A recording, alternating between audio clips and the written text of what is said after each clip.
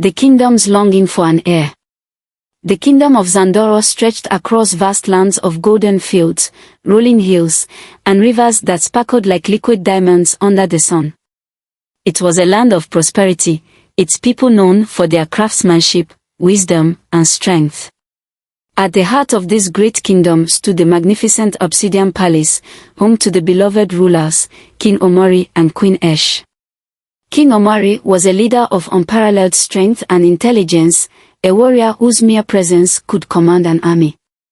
By his side was Queen Eshe, a woman of radiant beauty and kindness, known for her wisdom and deep love for her people. Together, they ruled with fairness, ensuring that Zandoro flourished. However, despite their wealth, power, and the adoration of their people, the royal couple was troubled. For years, they had been unable to conceive a child. Their palace, though grand, was filled with silence where the laughter of children should have echoed. The people of Zandoro began to whisper. Some believed the gods had cursed the royal couple, while others claimed that the queen was simply not destined to bear a child. Every year, King Omori and Queen Eshe sought the blessings of the elders, made offerings to the gods, and called upon the wisest healers. Yet, no remedy could ease their sorrow. Queen Eshe, though deeply loved by her husband, often cried herself to sleep, longing for a child to call her own. She knew in her heart that she could not accept this fate without doing everything in her power to change it. The secret journey to Whispering Falls. One night, under the silver glow of the full moon, Queen Eshe made a fateful decision.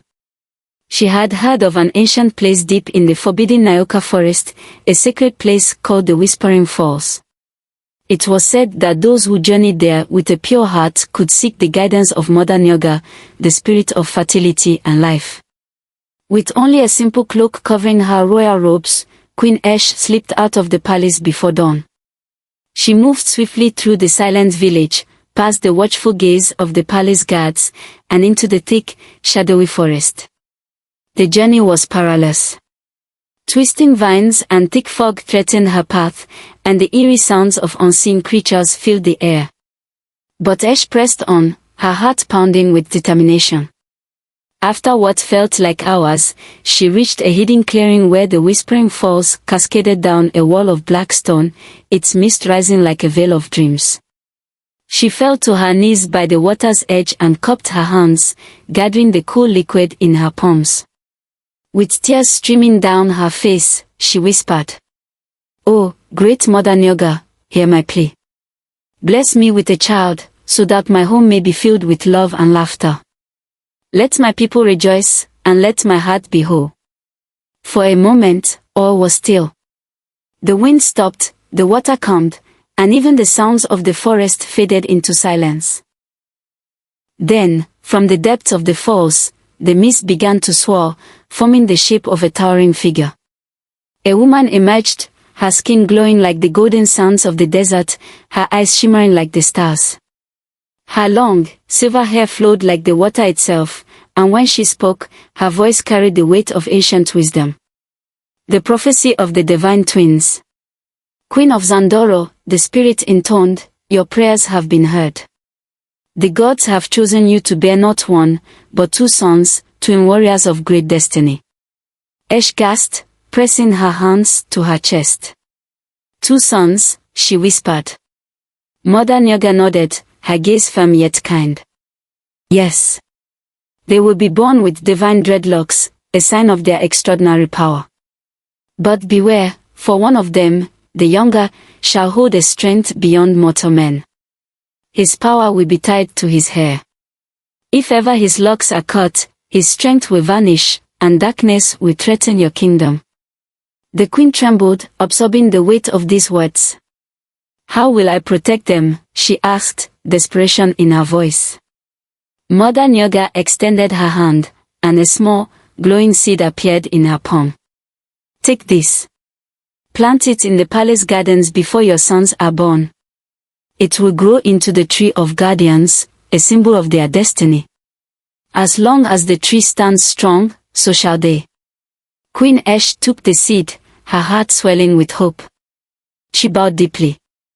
Thank you, Great Mother Nyoga. I will protect them with my life. The spirit smiled, and with a final whisper, she faded back into the mist. A new dawn. Queen Eshe hurried back to the palace, her spirit renewed. As the first rays of the morning sun kissed the land of Zandoro, she knew that her prayers had been answered. The kingdom would soon welcome its heirs, and with them, a destiny unlike any other, birth of the twins and the prophecy fulfilled. The sun rose over the kingdom of Zandoro, casting golden light upon its vibrant lands. In the grand obsidian palace, whispers of joy and anticipation filled the air. The queen, who had long been barren, now carried within her the promise of life. After Queen Eshe returned from the Whispering Falls, news of her miraculous pregnancy spread like wildfire. The people of Zandoro rejoiced, celebrating in the streets, offering prayers of gratitude to the gods. The king, once burdened by sorrow, now walked with renewed strength, his heart swelling with pride. For months, the queen was closely guarded. The royal healers and midwives ensured her well-being, while the palace priest performed daily blessings to protect the unborn children. The sacred tree of guardians, which she had planted in the palace gardens, grew taller each day, its emerald leaves shimmering with an ethereal glow. Then, on a night when the moon shone brighter than ever before, the queen's labor pains began. The birth of Kato and Zuberi. The palace was filled with tension and excitement. The midwives worked tirelessly as Queen Eshe fought through the pain, gripping the king's hand. Outside the palace, the people of Zandoro gathered, holding lanterns and whispering prayers. Finally, after hours of struggle, the first cry pierced the silence. A strong, healthy boy was born, his deep brown eyes alert and wise. The midwife wrapped him in fine silk and handed him to the king. "A boy, my king," she said. "Your firstborn son." King Omori beamed with pride. "We shall name him Kato, the elder, the first." But before they could celebrate, the queen let out another cry, and moments later, another child emerged. This one was different. His body glowed with an aura of power, and on his head were thick, jet-black dreadlocks, unlike anything seen before. The midwives gasped, recalling the prophecy. The king lifted his second son, marveling at the strength in the baby's grip. "And this one," he whispered, "shall be called Zuberi, the mighty one." At that moment, the ground beneath the palace trembled slightly, as if the earth itself had acknowledged the arrival of the divine twins. The prophecy remembered.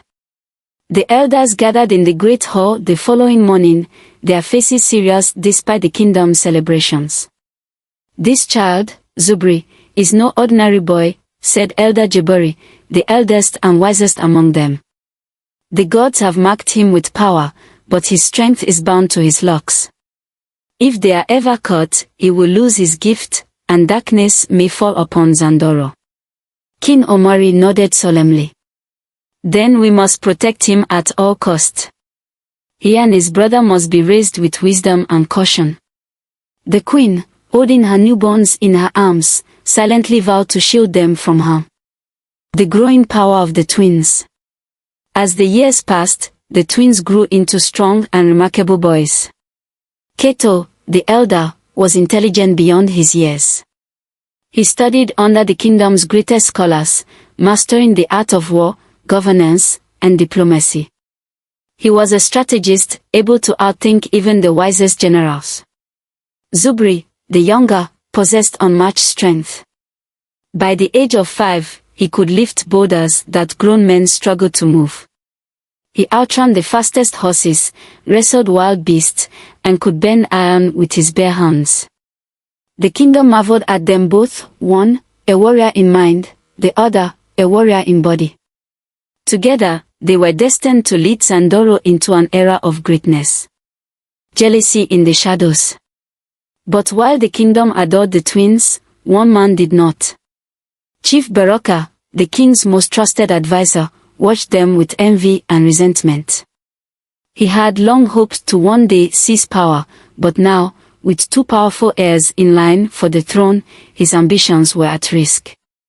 When he learned of the prophecy, his mind began to twist with dark intentions. If Zuberi's power comes from his dreadlocks, he murmured to himself, then all I must do is take it from him. A wicked smile spread across his face. And so, in the shadows of the great kingdom of Zandoro, a dangerous plot began to unfold: betrayal and the fall of the younger twin. The kingdom of Zandoro flourished under the watchful eyes of its twin princes. As teenagers, Kato and Zuberi had become symbols of hope and strength for the people. Kato, the elder, had become a master strategist, outwitting seasoned warriors in battle simulations and winning the respect of the council. He was calm, intelligent, and deeply loved by his people. Zuberi, the younger, was the embodiment of raw power. His strength had become legendary. Stories of him single-handedly lifting fallen trees, wrestling lions, and outrunning wild horses spread across the land. Wherever he walked, the people cheered, and children followed in awe. The brothers loved each other dearly, yet beneath the surface, jealousy began to take root, a seed carefully planted by the treacherous Chief Baraka. The whispered lies. For years, Chief Baraka had harbored hatred for the twins, fearing they would cement the king's legacy and leave him powerless. But he was cunning. He knew he could not take on Zuberi directly. Instead, he sought to corrupt Kato's heart. One evening, as the sun set over Zandoro, Chief Baraka approached Kato in the palace gardens. "My prince," he said with a low bow, "I come to you not as an advisor, but as a loyal friend." Kato, ever respectful, nodded. "Speak freely, chief." Baraka sighed, looking towards the horizon. "It troubles me, my prince. How the kingdom sings Zuberi's name while forgetting yours." Kato frowned. "That is not true. The people love us both." "Do they?" Baraka's voice was soft but sharp. "They cheer for his strength, his power. But what of you? The firstborn. The rightful heir. They see Zuberi as a god among men, while you," he paused, shaking his head. Kato clenched his fist. "I do not envy my brother." Baraka gave a sad smile. "You are wise, my prince. But wisdom is not what the people admire. Strength is." That night, Kato lay awake, his mind clouded with doubt. He had always believed in himself, in his intelligence and leadership, but now, a nagging thought whispered in his mind. Would the people ever see him as their true ruler, or would they always see him as the weaker twin? The dark ritual. Days turned into weeks, and Baraka's poison spread deeper into Kato's heart. Soon, the elder twin began to withdraw from his brother, watching with quiet resentment as the kingdom celebrated Zuberi. Sensing his moment had come, Chief Baraka lured Kato into the chamber of the forgotten gods, an ancient temple said to grant power to those willing to sacrifice. Inside, the air was thick with the scent of burning herbs. Strange symbols glowed on the walls, and a deep voice echoed through the chamber. "Do you wish to be strong, Kato? To be greater than your brother?" Kato hesitated. I do not wish to harm him. He is my blood." Baraka stepped forward, his eyes gleaming. "You need not kill him, my prince. Only remove his source of power. Then, and only then, will the gods give you what is rightfully yours." Before him, a ceremonial dagger lay upon a stone altar. It was ancient, its blade etched with forbidden runes. Kato's hands trembled as he reached for it. The night of betrayal. That night, under the cover of darkness, Kato crept into Zuberi's chamber. His brother lay in deep sleep, his breath steady, his powerful body at rest. The moonlight illuminated his dreadlocks, thick and unyielding, the source of his divine strength. Kato hesitated, his heart pounding. Zuberi had always protected him. They had trained together, laughed together, dreamt of ruling together. But the whispers in his mind grew louder. "This is the only way. The people will finally see you." With shaking hands, Kato raised the dagger and, in one swift motion, sliced through the sacred locks. A sudden, chilling wind swept through the room. The walls seemed to tremble, and an unseen force howled in fury. Zuberi jolted awake, gasping. His body felt wrong. Weak. He reached for his hair, his strength, only to find it gone. Kato, his voice was barely a whisper. What have you done? But Kato could not answer. He stood frozen, the dagger still in his grasp, his heart pounding with regret. The fall of the mighty warrior. The next morning, the palace was in chaos. Word spread quickly, Zuberi had lost his power. The once mighty prince who could lift boulders and outrun horses now struggled to even lift a spear. His once golden aura had faded, leaving him vulnerable. The people of Zandoro wept. Some begged the gods to return his strength, while others whispered that doom had come upon the kingdom. King Omori and Queen Eshe stood before their weakened son, despair etched into their faces. My boy, the queen fell to her knees, cradling Zuberi's face. What has happened? But Zuberi's eyes were not on her. They were on Kato. His brother. His betrayer. And for the first time, Zuberi felt something he had never known before, true sorrow. Chief Baraka, watching from the shadows, smirked. The kingdom had lost its strongest warrior, and its princes were now divided. His plan had worked. And soon, Zandoro would be his, the kingdom in peril. The sun rose over Zandoro, but instead of bringing hope, it cast light upon ruin. With Zuberi's strength gone, the kingdom's defenses had crumbled overnight. The ruthless warlord Kifaru, leader of the merciless Iron Fangs, had been watching. He had long feared Zuberi, knowing that the young prince's strength made Zandoro untouchable. But now, through whispers carried by spies, Kifaru had learned of the prince's sudden weakness. And he struck without mercy. The fall of Zandoro. The Iron Fangs roared in at dawn, their war cries echoing through the hills. Flaming arrows rained upon the city, setting homes ablaze. Armored warriors smashed through the palace gates, cutting down guards with brutal efficiency. The people screamed and scattered, helpless against the onslaught. In the throne room, King Omori stood firm, his royal spear in hand. Though aged, he was still a warrior at heart. Kato, gather the forces, he commanded. We must stand our ground. Kato, guilt weighing on his soul, gripped his sword. Yes, father. But Chief Baraka stepped forward, a smirk on his face. I am afraid, my king, your forces belong to me now. The palace guards turned, those loyal to Baraka had secretly defected. The betrayal was swift. Before Kato could react, warriors seized the king, shackling him in heavy chains. Baraka laughed as the throne room filled with Kifaru soldiers. Did you really think I whispered in your ear for your sake, boy? Baraka sneered at Kato. Pooh! I needed Zuberi gone so the kingdom would fall, and now, Zandoro belongs to me. Kato's blood ran cold. He had been nothing more than a pawn.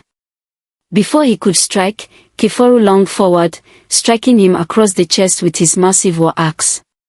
Kato collapsed, blood staining his royal tunic. King Omori struggled against his chains. Coward! You will never rule this land. Baraka only smiled. Oh, I won't be ruling. But I will enjoy watching Kifaru burn it to the ground. The kingdom was lost. The escape. Beyond the palace walls, Queen Eshe had not given up. As chaos consumed Zandoro, she and the royal healer, Elder Mwini, hurried through the smoke-filled streets, supporting a frail Zuberi between them. Mother, Zuberi gasped, his legs barely holding him up. Let me fight. Queen Eshe held his face, her eyes full of sorrow and love. My son, you cannot. Zuberi clenched his fist. He had once been the strongest warrior in the land. Now, he was powerless. He had failed his people. They reached the secret tunnels beneath the city, a passage known only to the royal family. As they escaped into the dark wilderness, Zuberi cast one final glance at his home. Flames licked the sky. His father was gone. His brother, betrayed. His people, scattered. Tears stung his eyes. The kingdom he was destined to protect was dying. The Sacred Baobab Tree. Days later, deep in the shadowed forest, the exiled queen and her weakened son rested near the Whispering Falls, the same place where the prophecy had begun. Elder Mwini, the royal healer, knelt before Zuberi, his wrinkled hands pressing against the young prince's chest. "The strength is not gone from you, my prince," he murmured. "It is only sleeping." Zuberi's eyes burned with frustration. "Then wake it up." Mwini shook his head. "It is not so simple. The gods blessed you once. To regain their favor, you must prove yourself worthy." Queen Eshe touched her son's arm. "There is a way, Zuberi. But it is dangerous." Mwini took a deep breath before revealing the ancient secret. "There is a place, a tree as old as time itself. The Sacred Baobab. It is said that those who kneel before it, who make the ultimate sacrifice, may be reborn with the strength of their ancestors." Zuberi's heart pounded. "What must I do?" The healer's face darkened. "You must journey alone. Face the 3 trials of the ancients. If you succeed, the gods will restore your power.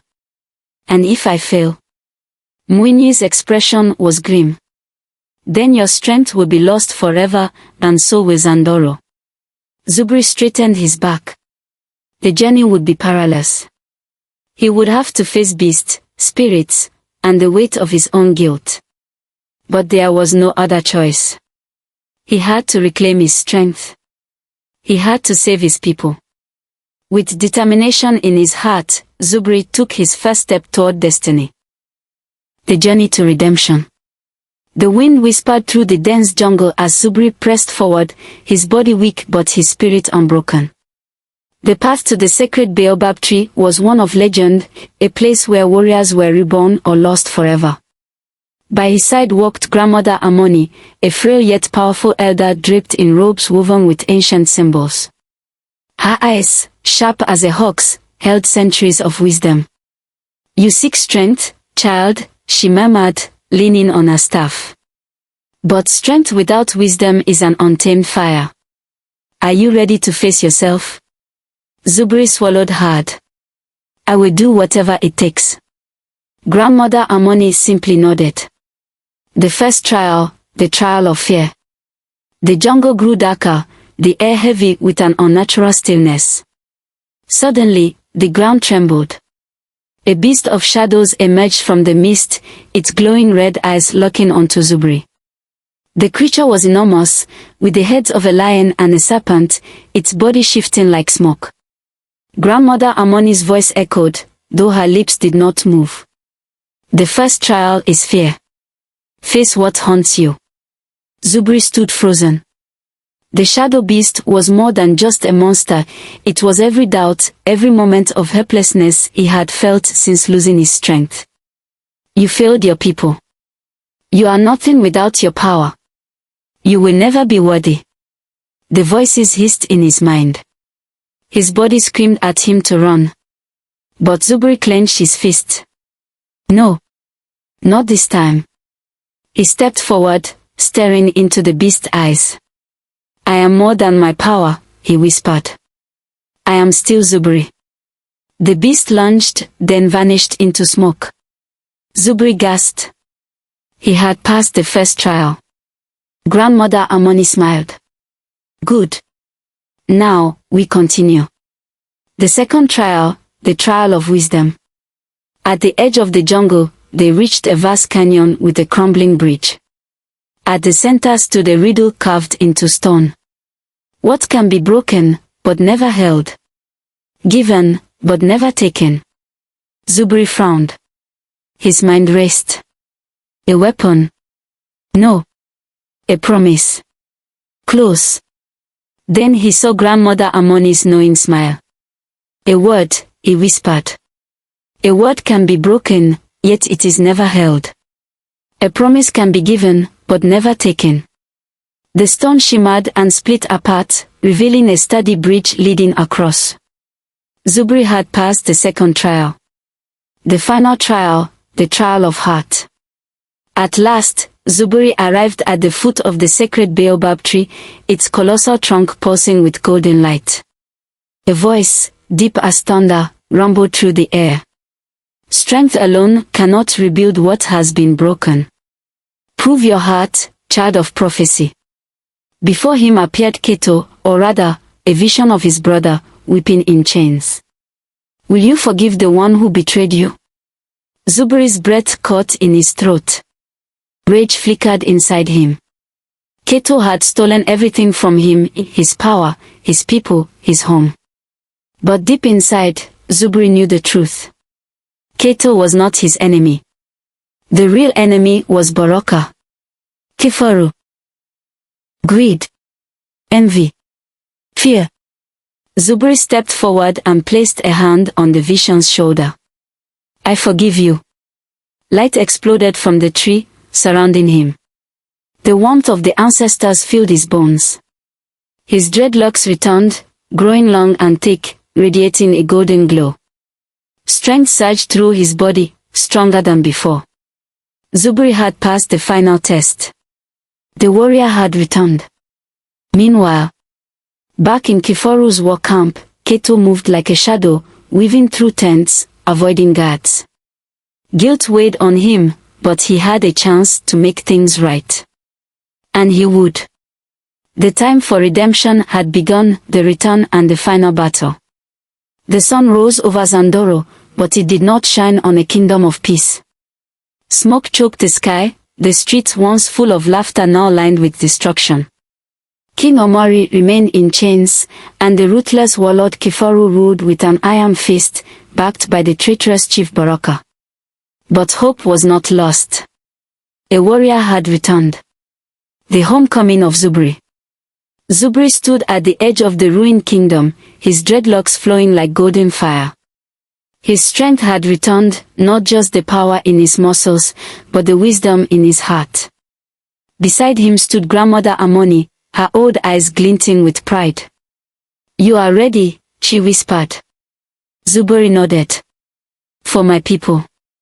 With one mighty leap, he soared over the city walls.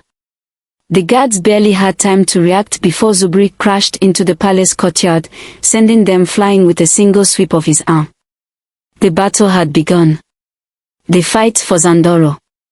Kifaru and his warlords stormed out of the throne room, their weapons gleaming in the morning light. Well, Kifaru sneered, gripping his massive warhammer. The lost prince has returned. Come to die like your father. Zuberi's golden eyes burned. No. I've come to end this. The warlord lunged. Zuberi caught the hammer mid-swing, the impact shaking the ground. With a powerful twist, he sent Kifaru flying into a stone pillar. The warlord snarled, but Zuberi was already on him, fist crashing like thunder. But then, a dagger whizzed through the air. Zuberi barely dodged in time. From the shadows, Baraka smacked. You fool, Baraka hissed. Strength alone won't save you. Then, a flash of movement. Kato emerged from the darkness, sword raised. But instead of striking Zuberi, he turned on Baraka. I won't be your puppet anymore, Kato growled. Baraka's eyes widened. You. Before he could finish, Kato drove his blade forward, forcing the traitor back. Zuberi and Kato stood back to back, facing their enemies together. Brother, Zuberi said. Kato met his gaze. I won't fail you again. The final blow. Kifaru roared and charged once more, his hammer raised high. But this time, Zuberi was ready. With one mighty stomp, he cracked the earth beneath Kifaru's feet. The warlord staggered. Kato dashed forward, slicing at Kifaru's arms, making him drop his hammer. Zuberi seized his chance. He leaped into the air and delivered a final, earth-shaking punch, sending Kifaru crashing into the rubble. The warlord did not rise again. Baraka, seeing his doom, tried to flee. But Zuberi caught him by the collar. "You will answer for your treachery," Zuberi said. "Your name will be erased from this kingdom." Baraka was banished, sent into exile beyond the farthest mountains. The dawn of a new era. The city erupted in cheers as the gates were thrown open. King Omori was freed, embracing his sons with pride. Queen Eshe wept, seeing her children reunited. Zandoro was no longer a kingdom in ruin. It was reborn. 2 kings, 1 kingdom. Though Zuberi was the strongest warrior, he knew power alone was not enough. And though Kato had once been led astray, he had proven his wisdom and courage. Together, the twins ruled as one, teaching the kingdom that strength and wisdom must always go hand in hand. And so, the legend of Zuberi the Mighty and Kato the Wise lived on for generations, a tale of betrayal, redemption, and the unbreakable bond of brothers. The end.